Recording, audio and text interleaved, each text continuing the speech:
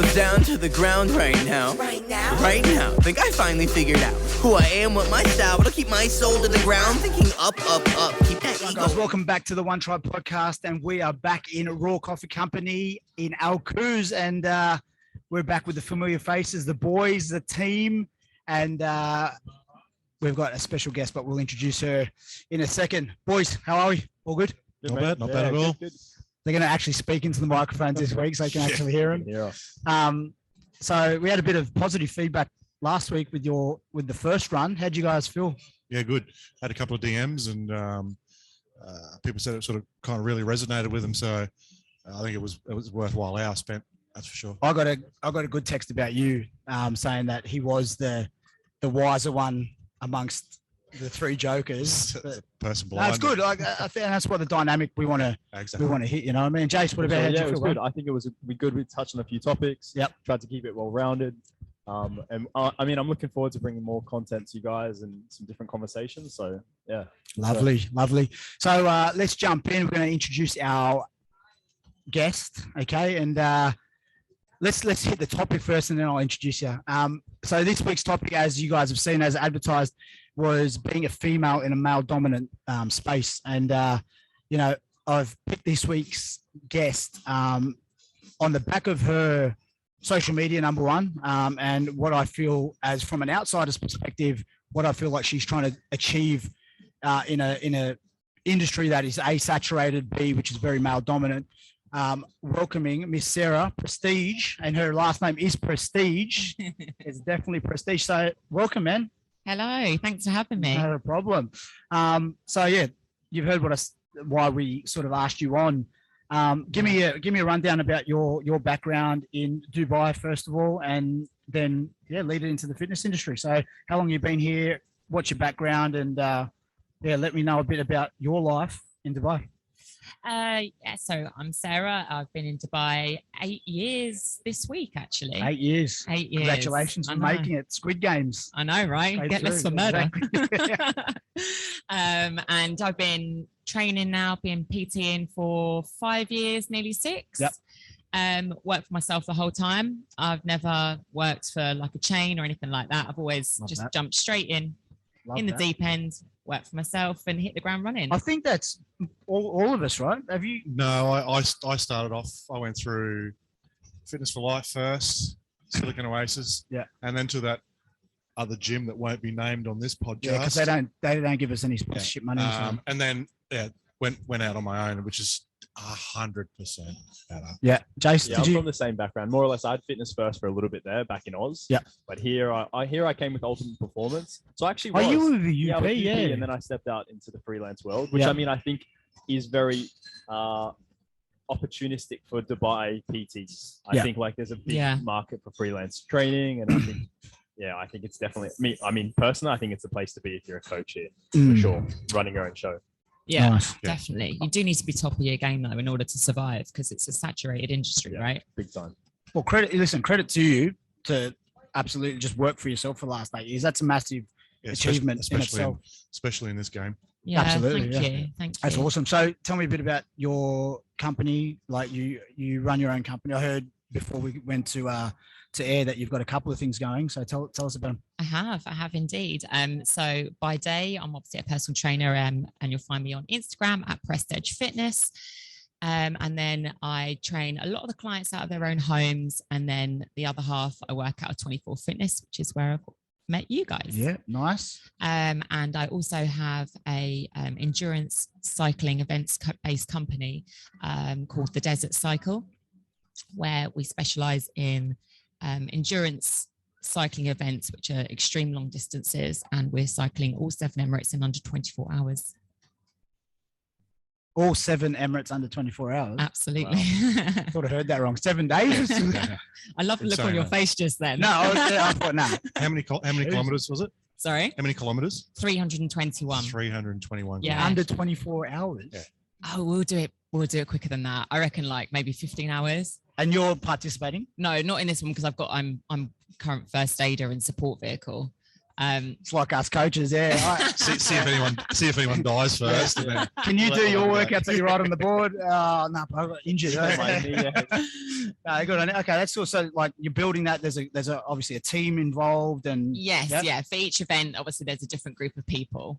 Yeah. Nice. So, and when's this all going? So the first event is in a couple of weeks. So 5th of November is the first event. Then we've got the one on the 13th of November, and then another one on the 10th of December. Nice. And so, like, obviously, look, if you join our Instagram, follow her on Instagram, I guess all the details and stuff will be up there when they release it. So if you're there to support and you want to support these guys as they're doing that, it's a massive challenge. Like, that's huge. So yeah go for it.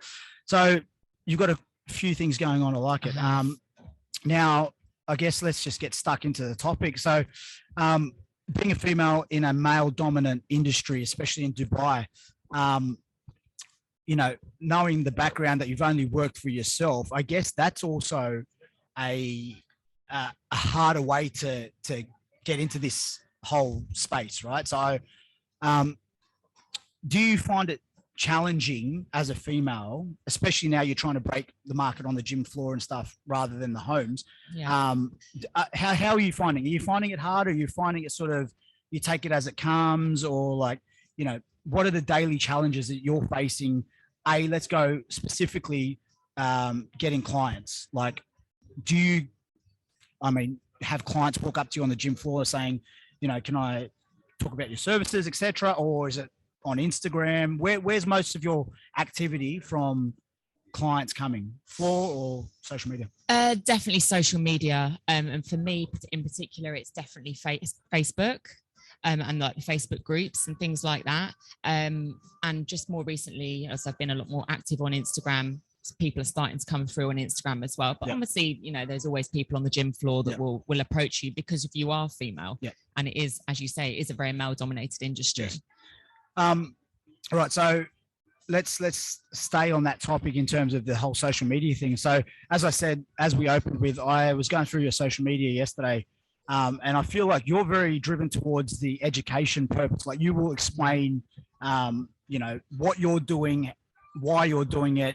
And it's not just based on a visual representative, like, of a picture of you and saying basically DM me for training, which I respect. I honestly respect it, because in this day and age, I feel a lot of the stuff that we see on social media, especially with female fitness influencers or fitness trainers, it's really upselling their body, their behavior, etc., etc. So, I mean, what do you see as a female in the whole social media space? What are you seeing that's out there at the moment? Is it more leaning towards, you know, female trainers selling their bodies and trying to drive that angle, or is it more education?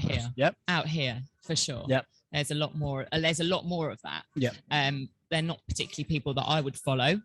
I prefer to follow the people that, you know, do educate you as to why you're doing what you're doing and how to achieve what you want to achieve.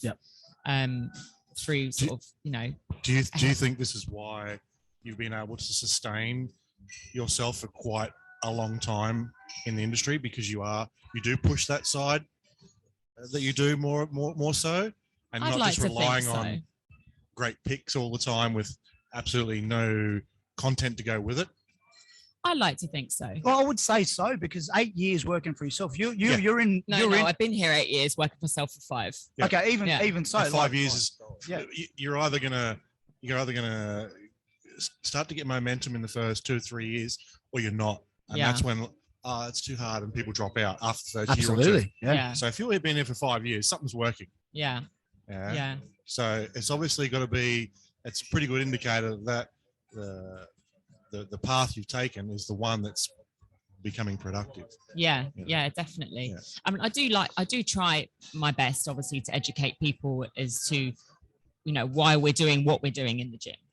You know, and not just a case of, you know, how to get abs or how to get bigger muscles. Or look at me. And say, hopefully that's going to get me a client. Of course.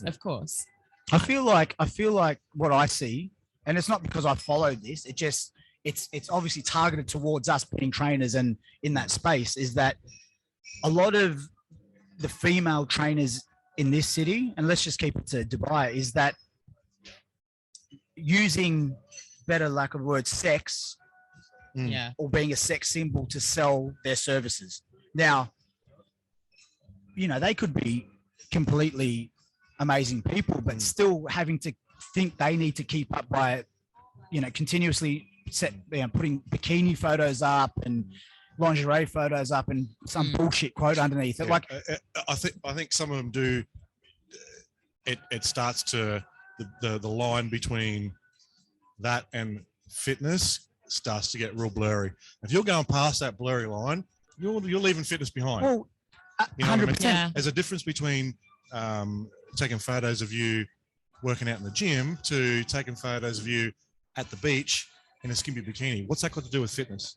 Well, we touched on this last week, the whole mental health month, the day that we're given mental health, which needs, as I said last week, a whole year on it. But, and it wasn't just females, but more so females putting up pictures of them in a bikini and then a quote like "love yourself first," this, that, I mean, I get it. I get loving yourself. Number one is great, but then what did you in a G-string bikini have anything to do with mental health?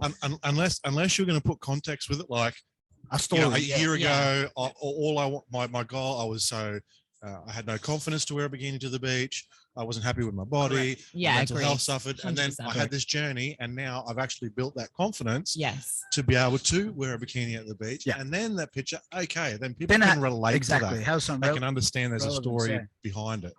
But just and like, hey, look at me. It's unwanted attention. Yeah. It's completely unwanted attention, and it's going to attract the wrong sort of people to your Instagram. Yeah. Which is not. It's not attracting business. Of course. Yeah. And that's, why my Instagram is the way it is, because I want to attract the right sort of clients for me, not the wrong ones. And fair play to you, because in a world, as you're trying to build a brand, build a business and a profile, it's very easy to drop out of that and go, fuck, everyone else is doing it. I'm going to go put a bikini photo up and some bullshit comment. And, I get why people do it, because they think, okay, this is the trend. This is what's working. But for you to hold that ship tight and these are my ethics, these are my views, and I'm going to keep them that way. Like you just said, you're attracting the people that you would like to work with, not just anybody and everyone. And I think PTs, honestly, in this city, there's too many people who just take quick money and work with everybody. Yes. Rather than being a filter and saying, look, this is my ethos, this is my ethics. And, if you don't fit that, I'll try to help you. But if you don't fit it, you're not for me. I can find you someone, whatever. But I think coaches try to work with everybody and it's a fuck up, right? I think one of the things too is like, obviously we need to differentiate between what is actually content that is attracting people that you want to actually work with as a coach. Yeah. Or what is content that is simply getting likes and getting views and getting attention on social media. Now, bottom line is from my experience being here the 4 years that I have, Instagram has to be probably one of the most effective avenues to generate business. Like I would say almost 99% of my clients and referrals are coming through social media, being Instagram DMs or conversations that aren't referrals from clients. So Instagram, the power of Instagram, I feel like in Dubai is actually huge. Oh, it is. It's a massive market for you to be able to show your skills, show what you're about. However, I feel like there's a large majority of trainers, that are potentially putting up content that is there for likes purposes, rather than like, do we track it? Is it actually bringing in the clients after time? Are you sending your message as a trainer as that this is what you value, this is what you teach? Did it just get you likes on the gram? I feel like there's a difference between the two. Absolutely. There's a big mix. Because I would rather get 20 likes on a post, but have 2 conversations and maybe have a chance of building a relationship with one of those likes and turning it into a client than 100 likes and no engagement. Yeah, absolutely. The way likes don't pay the bills. That's right. So what people will see is success. You guys, we'd all probably experience this. You spend 6 hours putting together an educational video on how to do a lat pull down, how not to do this or that, or whatever you put up. It's educational driven. Yeah. Maybe it gets this much views, this much traction. Now, I don't know if it's algorithms or whatnot. We won't go down that road. But what I mean, you put up a pic, I'll say shirtless or exposing a bit of skin or whatnot. and the likes are through the roof, the comments are through the roof. Look great, blah blah blah. Speak for yourself, Buzz. I mean, no, we've all been there. You know the difference between. You know the difference. Like I try, but I don't get fucking no engagement. You guys, I think everyone can relate to some degree. When there's a difference, so then you kind of as a coach, you're questioning. It's like, well, I'm not getting the traction I want from putting all that effort in.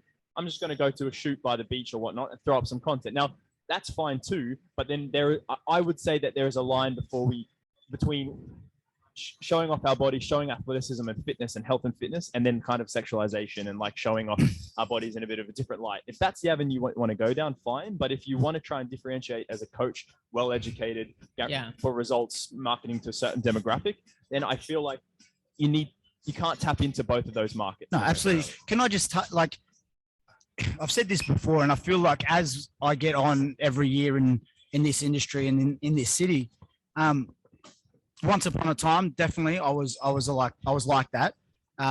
It was all about me on my Instagram, right?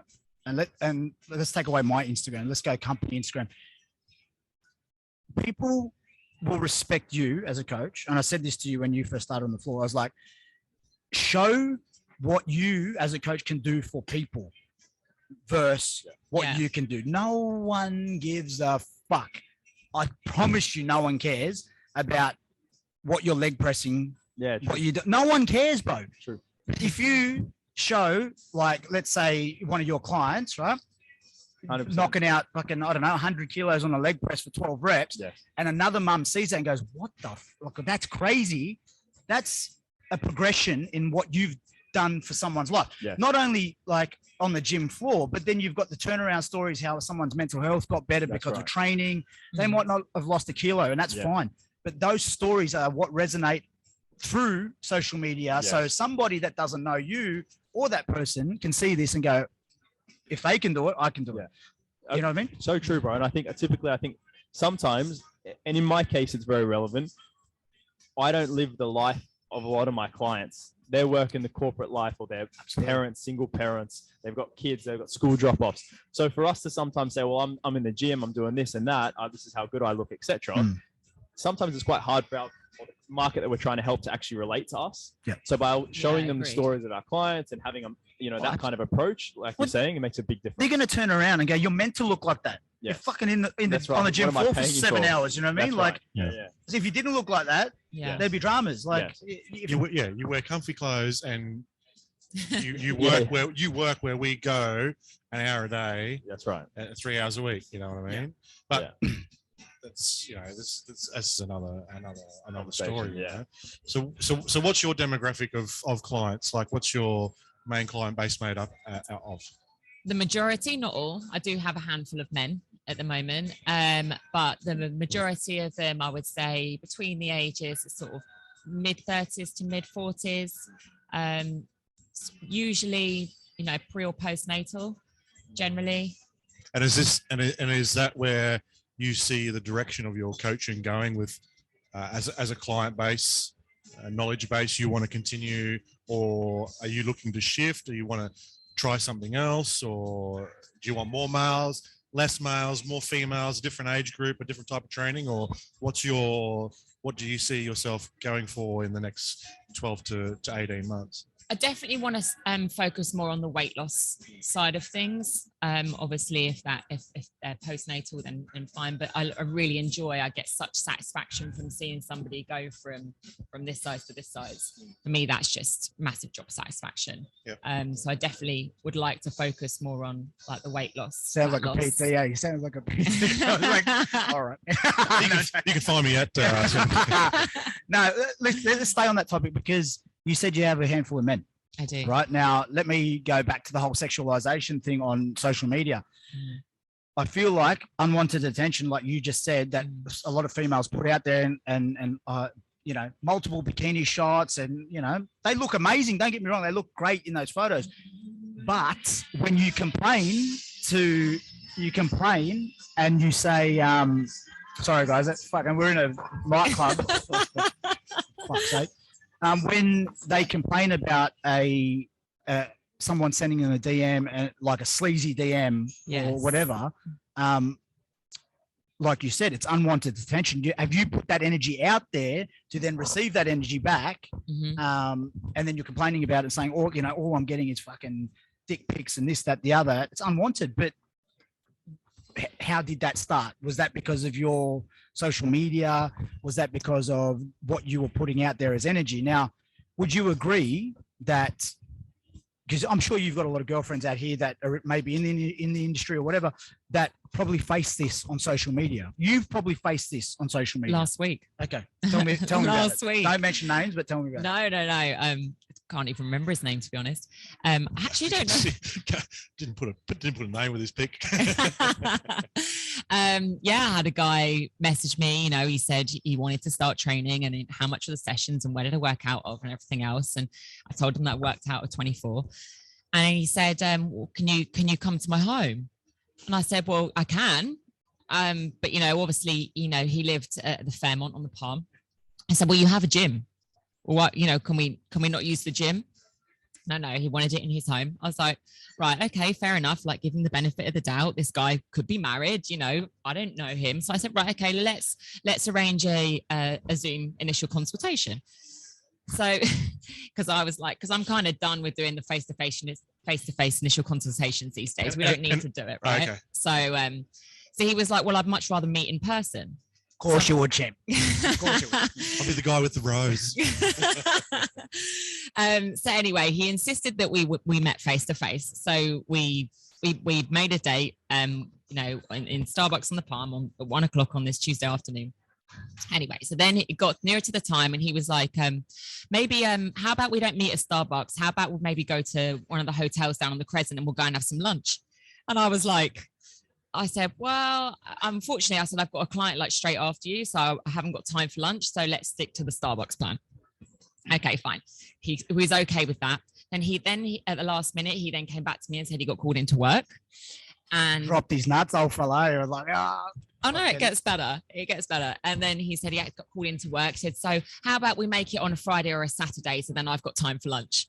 I'm like, what on earth? What do you want from me? You clearly don't want PT. Yeah. You're either going to be, yep, no, that's fine. Let's do, you sort of start getting the signs. Of course. If someone's keen for coaching, they want to do it, they're going to make time on my terms. Yeah, on your turn. Yep, That's I'll be there. Great. Of course. I'll see. Yep, let's do a Zoom call. I mean, that frustrates me. I'm fucking sitting here and I'm pissed off that story. But, yeah. Men and who are watching and men who are listening, you should never, ever, like morals, number one, right? Where's your moral compass? Number two, put a female in that position you don't know. 100%. Like the whole thing, like you said, can we meet? Okay, consultation on Zoom, fine, right? And I mean, you're a female, you don't know anything about this person. As safe as Dubai is, that's right. Whatever. That's the professional way. After Zoom, then you can go and have a consultation at a coffee shop or whatever, How many lunches have you had with someone coming in for a consultation? So my clients don't even buy me a coffee. What I mean is maybe down the line, but I mean, just starting off, I wouldn't even want to be put in that circumstance regardless. So I think it's totally inappropriate. It's very frustrating. Absolutely inappropriate. It happened. And I know female client trainers here, and that's not you're not the first person that's happened to, and unfortunately you won't be the last. So it's just drawing those same lines. And I think it's something that females in this industry do face more so than us. I mean, I think we've had some circumstances here and there. You get DMs and stuff, a little bit inappropriate. But it's still, speak for yourself. I mean, I've definitely had those. I don't dare. This is definitely on another. This is no, like a whole nother level. You're right, and I feel like, and this is where I wanted to go with this whole episode today was, these are the things that females don't talk about in the industry. There's a few vocal ones, but at the same time, without being rude, because everyone will want to watch this, those same vocal ones almost, line themselves up for trouble with like this shit. But yeah, okay. So what ended up happening? Like, you just said, no, done. So I just said, and then he messaged back. Got a free lunch. No, the lunch never happened because I just said to him, look, I don't work weekends. So let's rearrange it during the week. And then he messaged back, And that was the end of that. Yeah. I mean, do you think it would be warranted for you to say, hey, look, I'm not feeling like this is a professional engagement? I was about to ask that. I am strictly a coach, and I regard myself. If you're going to waste my fucking time, please don't waste my time. Like, you should be comfortable. Would you feel comfortable saying that to somebody? I would, but to be honest with you, I just didn't even waste my breath. I just thought, you're a knob. Enough time wasted. No.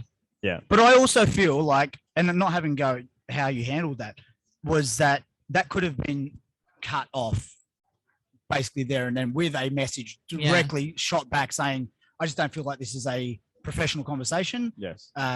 Don't waste my time, basically, But the thing is, you're trying to run a business and you're like, is this guy legit or is he not? It doesn't matter. Bro. What kind of... But that was it, though. Yeah. That was what I was trying to figure out. I was just like, is he being serious? Is he just wanting other things? I don't know. There's the red flag immediately. Yeah. I know. Let's throw a curveball in. We're in a country that's very multicultural. Yeah. We have to sometimes, us three as Aussies, what might be a straight line approach back home, sometimes it takes a few different. I know. It's I'm 2021. I'm just being devil's advocate here. Do you know what I mean? Like sometimes we have to be a bit more. Okay, maybe we misinterpreted that initial question, or maybe they don't understand how this works. It's a bit of a murky water, right? It's fishing. It's fishing. It's till I get a bite. She shot back. You have a gym, can't we meet there? No, number one. Oh, yeah, exactly, 100%. 100% agree with you. We're working in the gym. We're not working on fucking in Starbucks, you idiot. Straight up. I mean, look, and I think, the way you handle it was great. Now it hasn't even been a thing. But like he said, that's not going to the first one's going to come your way. I don't think, you know what I mean? Like, to be honest, I'm just trying to think. I think that is possibly the perviest. Yeah, I've heard some shocking ones, man. I bet. But my Instagram doesn't portray. No, that's what I'm saying. And exactly. I think that's the point. There was something that got him to reach out on your Instagram, and looking through your Instagram. Yeah, it's not like there was like, oh, this looks kind of saucy. She looks like she could be up for a bit of fun. It's like, what was the thing that made him go, oh, she could be ready. I'll sling her a DM. Like, it's just because she's got a vagina. That's it. Simple as that. Yeah. Simple as that. That's what. I could understand if every second pic was you at the beach in a bikini, or yeah, it's different. You know what I mean? It's not your content is all educational content. Mindset, bit of training, bit of nutrition, information. How fucking far did you go down, G? I only went through the 3 photos and stuff. I was ready to send a DM or something. It's there's obviously something that made him do that. You know what I mean? Yeah, I don't know. Yeah. Right. So going further on to that point, right? So, so we're seeing a whole heap of group like young females join the industry here in Dubai. We see it all the time. I mean, I think we're lucky at our gym. We're pretty sheltered because of the way the gym floor is structured. It's so open. So as soon as you're on that floor, you're seen. And I think a lot of trainers hate that, because you do see it time to time. Trainers will come in and piss off straight into that back studio and hide up there to do their workouts. Yeah. Whatever that is, if it's an insecurity thing or whatever, that's why I don't think we attract. And to be fair, we did a very good job over the last 10 years of filtering all the dickheads out of that gym. So, but going back to the main point was, we're seeing a whole heap of young females join the industry, and what they think the business is asking from them, this is what they're putting out. So as a female on that more of an educational vibe, and I think, you've 5 years is a good stint in this fitness industry. Like you said, people drop in and out. They'll go get an office job and then come back to this. And if it's your passion, you stick with it. You fucking fight it till the end, until you've used every opportunity and whatnot. But 5 years is definitely good time. What's some of the advice you would give somebody listening to this and going, well, if Sarah can do it, I might give this a go, get my qualifications. I'll finish the story after this, but what's some advice you would give to a brand new female trainer trying to get her foot in the door in Dubai? I would say go and work for a gym. Go and work in-house with a gym, because I think I potentially would have benefited from maybe going and working in a gym and learning off other trainers. I learned from other trainers just by approaching other trainers when I first started out. And I literally just put the feelers out there and just said, look, can we just grab a coffee? I want to pick your brains. That's how I did it. But I would, if there's somebody that was sort of young and new, I would definitely say go and, even if they just went and did sort of 6 months working for a... Just general exposure. Yeah. Not only with other trainers, but with gym members. Yes, Get absolutely. You comfortable in that environment. You, especially if you've never worked in a gym before, then you've got to go in and not sell your service. It can be overwhelming. If you can go to a gym, it's like, hey, it's cool. We give you a little bit of a salary. And you've got to be here for so many hours. You might not be working every hour that you're here, but it gives you a chance to be in that environment, talk to people, conversation. And teaching them how to sell, because I think that's something that, when people start out as a PT, they don't realize how much selling is actually involved in our job. Yep. And that's something you either got it or you haven't. I agree to a point, but selling memberships to a gym versus selling your personality, two different things. No, selling membership in a gym, but selling your PT services in a gym. But that when you're working for a commercial setup, right? First and foremost, that membership sale is the first thing. Otherwise, without a member, you don't have someone to train. Of course. Right. So then that PT has to sell his personality on that person, because personalities clash. Not everybody can work together. So yes, to your point, getting working for a gym to build your personal confidence, 100%. I don't think as a PT, you need to have all the accreditation and all the skills to be a good PT in the general population market. We all do the same bullshit. We all fucking teach the same shit to the general population, because that's what they need. They need the basics, get the basics right, and then advance.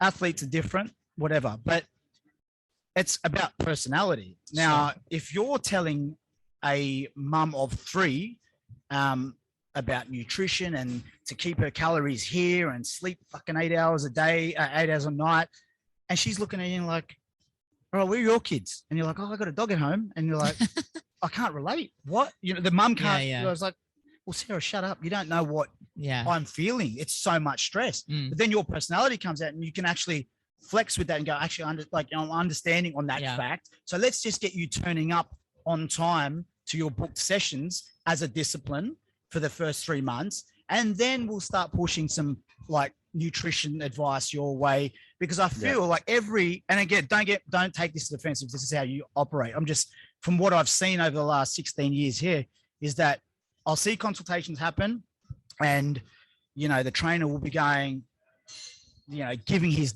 book of knowledge from his head and using big words like fructose and fucking this and that. And the client's like maybe in awe going, wow, this guy knows a lot, and I want to be with this guy because he's a open textbook. But the reality of them actually doing anything that he's just said in that consultation is fuck all, right? So, and I walked past a guy today talking about stretching. No bullshit. I don't want to mention his name because he's a flog and he doesn't need any airtime. But the way he was talking about stretching to the general population, this guy was overweight anyway. Okay, stretching is great, key, whatever. 25 minutes, I watched this guy in the gym in the corner talking about stretching. Bro, stretch him, let him leave or get on to the workout. Like, you've just wasted that 30-minute workout time for this guy. He came to have a sweat and then leave. And then deal with his fucking life after that. My goal isn't to be more pliable. My goal is to lose some weight. That's right. So make it specific for him, okay, let's work on basics in nutrition and get you in moving. Let's start with that. But you do it quite well, because you've also, your demographics quite similar to mine. But your personality wins them over first. Yep. They've got to trust you and trust your personality. Yeah, you've got to build a relationship with somebody first before they're going to invest that trust, that investment. Like, why am I going to invest in you? Why am I going to give you money, and why am I going to give my time to turn up and follow what you say? Absolutely. What about you, Jess? What's your thoughts on? I mean, I think you know my thoughts on this one, like with the education system here, which is this is where you were saying like it isn't all about qualifications, which I agree to a point. It isn't necessarily mean you're the better trainer, etc. Personality is huge. Yeah. However, I think what I noticed in Dubai, mate, literally the way I got approved to work in my previous gym was I sat with the manager. He said, "You seem like a nice bloke." I said, "Mate, here's all my qualifications." He said, "No, you seem pretty good. Come on in." So all of a sudden now I'm a trainer on this gym floor. Is this a 2-letter gym? No. He would have had to have done a case study. But the first gym I mentioned, that was like the biggest interview process of my life. Sydney trip, case studies. I mean, for sure, I like that approach, to be fair. I think they focus to a certain demographic. Yeah, that's fine. That's a whole nother level. Yeah. But I think when I came to say a freelance-based gym here in the UAE, small gym down the road, literally was hired on, "Am I a nice bloke?" I said, "Yeah, I think I'm fair enough." Like, I mean, I'm not going to create a fuss. Said, "You're in." Now, when I looked around the gym floor, that definitely showed, like, I could see the lack of education, experience, knowledge in a lot of the trainers there. Now, I know, yes, personality is important, but for us to stand out as coaches that are qualified with personalities, it's easy to get lost in the mix of, what's the word? Just so many trainers that don't have that qualification. Where I'm going with this is, let's say as a female, you come to Dubai, you've done all your qualifications, you've done your courses, right? Now you're looking for clients. Person number B has come to Dubai, they're in good shape, haven't done a course, have followed a few booty workouts, do some workouts on the booty workouts on Instagram. Camera angle's quite, I would say, more or less flattering, not necessary. Like, I mean, flattering. Trained arms all today. Bike, short shorts, etc. It's purely skin based. This person's now attracting more clients, a bigger demographic of leads, potentially more business. Whereas you've come from an education perspective, you've done all your courses, you've done the time, you're not giving the same time of day. Back in Oz, that if you're not qualified, you're not allowed to coach, you're not allowed to be in the gyms. I like having that clean cut approach. Yes, it's a money making system, which I think Nigel's going to touch on. But I mean, my point would be, there needs to be some sort of system where if you are educated, you have qualifications, you're put in a sort of a separate basket, or you're just not allowed to be on the gym. I don't know. That's my point. I've been like this for. I understand where you're going, but I think this also comes back to the people who want to buy off you. If they're not willing to say, if they got two profiles here, one, the skin, two, the education. All right, what do I want? What do I need? What is my goal? I'm going to look at this. Does she look like she can give me what she wants? No. Does the education one look like she can give me what she wants? Yeah, okay. Does this one producing results? No, it's just her. It's just pictures of all her. Is this one giving me? Well, she's giving me information. She sounds like she knows what she's talking about. Here's some client testimonials. I agree. But people look at the other one. That's their fault then. That's their problem. That's like walking into a car yard and going, that one. You want to take it for a test drive? No, true. I don't even know what brand of car it is. That doesn't happen in the car yard. That's a perfect example. Exactly. But it does happen in the industry. But if you're going to go and invest in a car, all right, I'm going to do some research. I'm going to do a test drive. I'm going to ask other people, oh, you've got one of those cars. What's it like? Yeah, this is a great example. Same thing. Same thing. What's your thoughts? Because I know we're a little bit. Well, look. Hang on a minute. Are you qualified? Yeah. Fucking overqualified. I bought my certs today. No. Okay. So 65physique.com. With they're not even government, so I don't care. So with Rep UAE hanging around, fucking rooting this industry. It's just right. Waste. And she knows how I feel about that whole scam. Is they are so quick to give those reps qualification cards out because they're getting paid. Yeah, fair enough. Right. They're making money. That's and for what? 100%. So listen, when old mate with his reps qualifications turns up at the gym floor and look, half the shit he's doing isn't safe, just on a moral compass. And you're like, bro, where did you get your qualification? Like you ask, and he did a 2-month course at MeFit Pro, and again, money, right? And you only qualified where? In this city, right? So, okay, now you start questioning things. So with people like that in this city that are actually making it okay for anybody and everybody, oh, my passion is fitness and I want to get into this for a job, and they leave a corporate job and realize how hard this fucking job is. Yeah. We have so many of them floating around the gym floors. That's right. Yep. Right. So it starts with institutions like this, right? Because nobody ever is going to tell you how hard and lonely and how you make no money. And, you know, it's so up and down, this industry. No one's ever going to be honest and say, oh, this is what it's like. So maybe you want to think 3 times before you get into it. Because if fitness is your passion, maybe keep it as a hobby rather than a job. Yeah. Right. And I think a lot of them get sucked into the thing going, I've got my reps, which means nothing anyway. I've got my qualifications. That's it. It's just going to keep coming. Yeah, exactly. So here, true. my next point is that that's fine. Getting qualifications is fine. But are you then making the effort to further up your skills by studying and going to seminars and things that you like? Learning more. You don't need more qualifications per se or certificates, but go and sit in those seminars that interest you and upskill, right? So when clients are eventually starting to work with you and they have seen that you were sitting in, you know, a Poliquin course or whatever, right? Like they have a bit more confidence. They're like, oh, he's actually, you know, investing in himself. Yeah, and they want to see that the money they're giving to you, you're kind of putting back into them. Yeah. So we need to educate the buyer then to say qualify your trainer. Basically, I'm saying how now would Sarah, in your case, like how could you stand out against the